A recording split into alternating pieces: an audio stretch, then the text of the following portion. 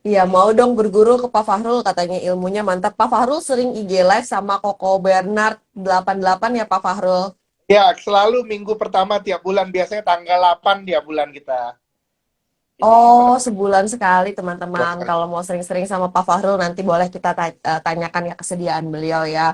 Kemudian kalau yang di Trimega Sekuritas juga kan kalau dibuka app-nya ada bagian research itu nanti bisa klik di situ untuk mengakses hasil-hasil research-nya. Kemudian juga ada di Terima Ideas itu update kondisi market setiap hari disertai dengan rekomendasi saham yang menarik dari teman-teman dari Trimegah Sekuritas. Izin sosialisasi dulu Pak Fahrul. Baik, tadi ada yang nanya soal bond ini, menanyakan timingnya Pak. Mau beli government bond. Mau beli Iya, government bond, prediksi saya kalau mau yang tenornya agak panjangan, aku baru berani long itu Februari tahun depan. oke, bond Februari 2023 ya teman-teman, kalau mau katanya. Terus ada juga Pak yang nanya efek yang kita bahas ini, risiko resesi global terhadap reksadana, Pak. Ini ada yang nanya, kalau RDPU kan mengikuti suku bunga acuan ya. Jadi dia Ya, nanyanya ke efeknya ke reksadana nih, Pak. RDPU, RDPT mungkin secara global aja untuk teman-teman yang punya secara posisi di global reksadana gimana sih? pertumbuhan apa namanya, tren kenaikan suku bunga global, resesi, ini aku cerita ya, belum Mm-mm. pernah sejarahnya kalau Amerika itu mengalami resesi, global mengalami resesi, Indonesia nggak mengalami perlambatan juga, itu nggak pernah. Mm-mm. Jadi karena itu aku cerita bahwa kita emang harus tone down, dan untuk reksadana sendiri kita juga mau nggak mau harus realistis, apa namanya, akan ada pressure, itu normal. Tapi kalau untuk reksadana pasar uang, kalau reksadana pasar uangnya disiplin dengan tenor-tenor obligasi tenor pendek, seharusnya masih bisa menjadi safe haven di kondisi saat ini. Itu yang aku lihat. Nah, apa ciri-ciri dari, nah ini dia nih, apa ciri-ciri dari reksadana pasar uang yang masih bisa rekan-rekan masukin di kondisi saat ini?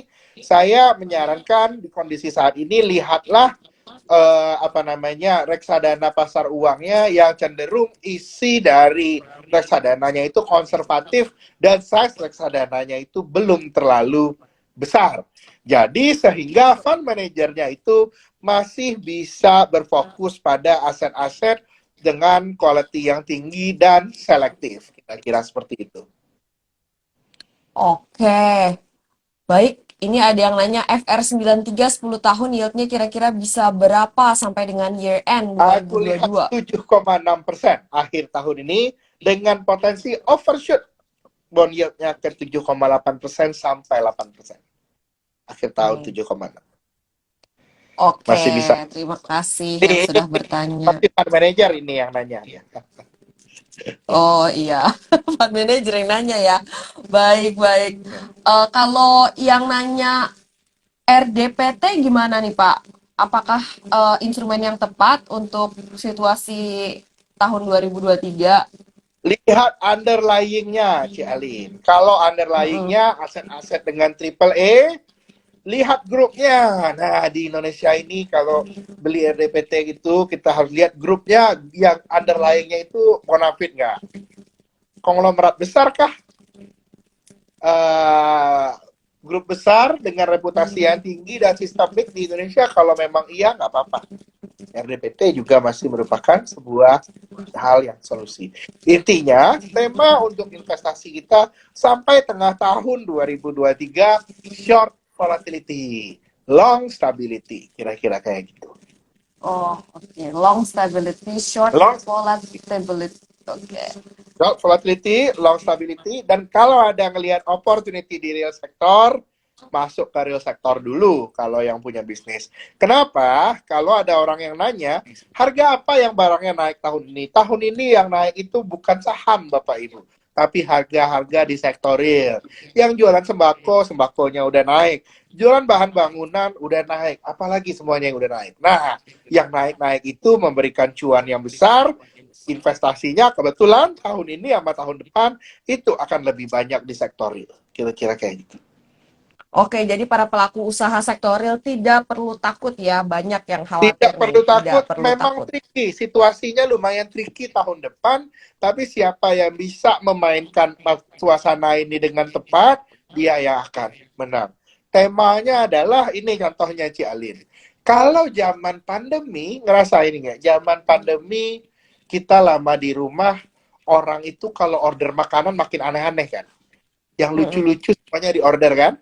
mm-mm, Gara-gara uangnya banyak juga, gara-gara gaji tetap, biaya ongkos transportasi nggak ada, di rumah aja. Akhirnya ini contoh yang kejadian sama saya ya, saya jadi sering order kepiting waktu zaman pandemi Ci, ya kan, itu hal yang jarang mm-mm, dimakan kan, tapi gara-gara mm-mm. sering di rumah ngapa jadi makan kepiting.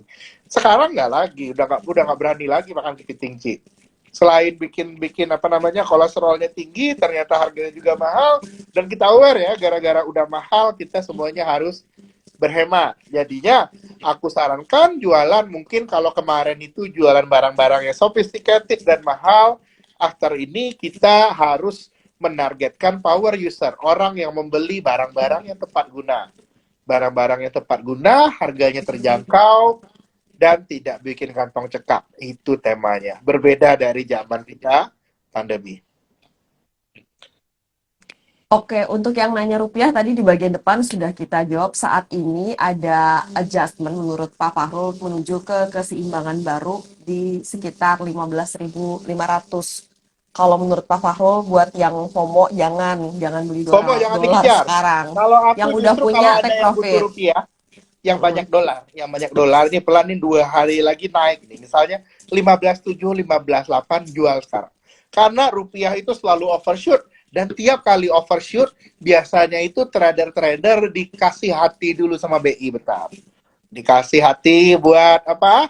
Ya FOMO-FOMO ini masuk, ditarik dulu sampai 16.000, habis itu boom, BI-nya masuk, dibawa lari ke 15.000 lagi, rugi semuanya. FOMO-nya langsung hilang seketika gara-gara beli di pucuk. Jadinya sama seperti saham di forex, apalagi jangan beli di pucuk rekan-rekan. Bahaya. Oke.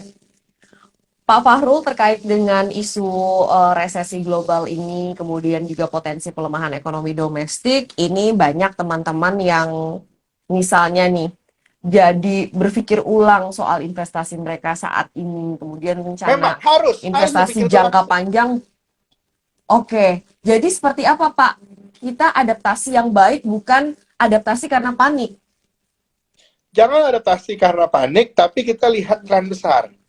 Paling gampang itu saya misalnya kalau ketemu apa namanya, ketemu bisnismen ya, yang sektor real, saya selalu menyarankan untuk lihat ini tren harga-harga. Bapak mesti lihat ini tren harga-harga, tren inflasi masih naik apa masih turun. Kalau tren inflasinya terkendali atau deflasi kayak zaman kita di apa, pandemi Ci, inflasi kan cuma pandemi 1%, Ci, kalau ingat. Ya, betul-betul rendah banget. Nah, kalau trennya itu inflasinya turun atau terkendali, financial asset akan lebih jagoan daripada real asset.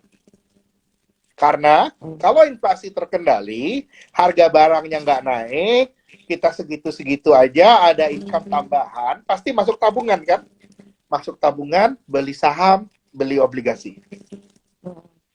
Itu kalau di periode inflasinya rendah. Tapi kalau begitu periodenya inflasinya tinggi, ekspektasi kita di pasar keuangan harus agak tone down.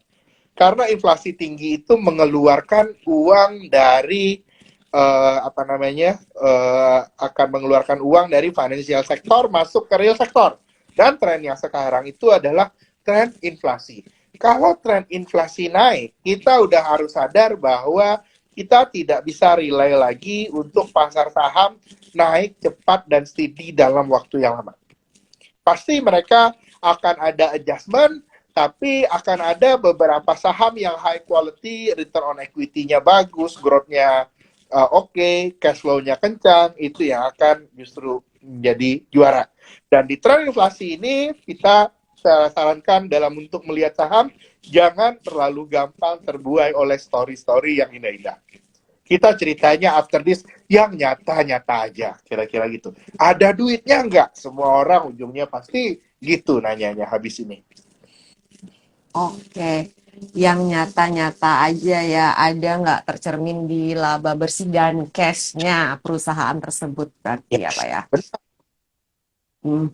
Baik, ini ada yang bertanya sangat teknis. Mungkin saatnya kita ke bagian tadi Pak Fahrul bilang yang penting pada saat sekarang how to handle kayak gitu ya Pak ya. Gimana sih untuk teman-teman semua ini ada yang bertanya untuk kondisi saat ini. Jadi gimana jika foto kita udah nyangkut di atas? Terus ada juga yang cerita nih nyangkut di PTBA. Seperti apa Pak sarannya untuk teman-teman yang mungkin kemarin telat jual sampai akhirnya jadi nyangkut? Kalau jadi nyangkut, kalau aku sih tetap lihatnya ya, kalaupun udah nyangkut, ini satu lagi dengan outlook saya memandang kondisi pasar sangat cautious di tahun 2023. Sekalipun udah nyangkut, kalau agree dengan pendapat saya bahwa tahun depan itu cautious, sebaiknya kalau memang apa namanya memang mau nggak mau harus cut loss. Cut loss, porsi yang tinggal di portofolio sampai nantinya market itu benar-benar stabil harus hanya trading portion aja. Jangan ada porsi yang ngelong.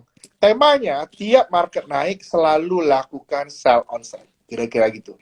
Dan di kondisi kayak gini, saya lihatnya selalu adalah kalau kita ternyata salah posisi, hal yang terbaik kita cepat realize, kita harus mau cut loss. Kira-kira seperti itu. Dan kalau Baik, cut loss habis itu naik, jangan pernah menyesal. betul. Pasar itu memang seperti itu. Pasar itu tempat yang membuat kita penuh penyesalan, Ci. Kita datang ke pasar, beli cabai, ada cabai yang jualannya apa namanya? Kita dapat 20.000 sekilo, cabai lagi mahal. Ternyata sebelahnya gua ketipu nih. Ternyata tukang cabai sebelah ada yang 15.000 sekilo. Kecewa. Di pasar itu selalu kayak gitu.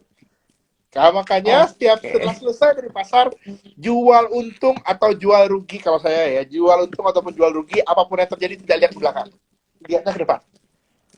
Karena kalau lihat ke belakang itu pasti ada kelasan, pasti ceritanya jikalau jikalau andaikan gitu. Udah kayak gitu kan udah berat gitu kalau bahasannya seperti itu ya. Jikalau andaikan tahu gitu ya Pak ya. Tahu Nah, itu ya itu kan itu paling bahaya itu ya. heeh. Ini buat yang ada dana invest jangka panjang, kapan bisa masuk BBCA, BBRI dan teman-temannya Pak? Kalau aku teranu ya, kalau aku saat ini belum belum merekomendasikan untuk ambil long. Posisinya saat ini masih kondisi sell on strength. Tiap ada kenaikan itu sell, kalau turun lagi buy. Aku lihat kemungkinan waktu kita harus bisa masuk ke market itu di antara bulan Januari sampai Maret 2023. Itu ya aku lihat kita itu waktu kita akan melakukan long lagi. Sebelum itu trading-trading aja. Kenapa?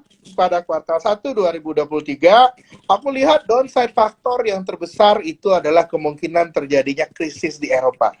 Kita lihat di Inggris 45 hari, PM-nya mengundurkan diri. Sepanjang 2000 tahun, Great Britain pertama kalinya hanya ada 45 hari keluar. Kalau karena itu aku lihat ketidakpastian ini membuat resiko terjadinya balance of payment crisis di Eropa itu tetap tinggi. Karena itu aku sarankan masih cautious. Dan aku baru benar-benar Oke, bisa jadi kita fish tetap on cautious ya. market kalau kita lihat the Fed udah naik dan pivoting. Dan pivoting ini aku lihat baru bisa terjadinya summer tahun depan. Kalau summer tahun depan kejadiannya, harusnya baru mulai dipricingin waktu spring tahun depan. Spring tahun depan, Februari, Maret lah, kira-kira kayak gitu. Hmm, oke. Wah, terima kasih dapat ilmu nih, Ya, Pak. itu, Pak. Intinya Mm-mm. memang kita harus selalu investing. Kalau saham lagi nggak jalan, itu bisa beli money market fund. Di Trimegah kita punya Trimegah Fixed Income Plan. Silahkan dilihat-lihat Bapak Ibu kalau tertarik. yang alhamdulillah Nah, itu memberikan memberikan kalau temanya sesuai dengan short volatility, long stability yang lagi kita lihat kondisinya pada saat ini. Nanti ketika waktunya sudah datang baru kita beli saham lagi yang yang high quality. Ya kira-kira seperti itu.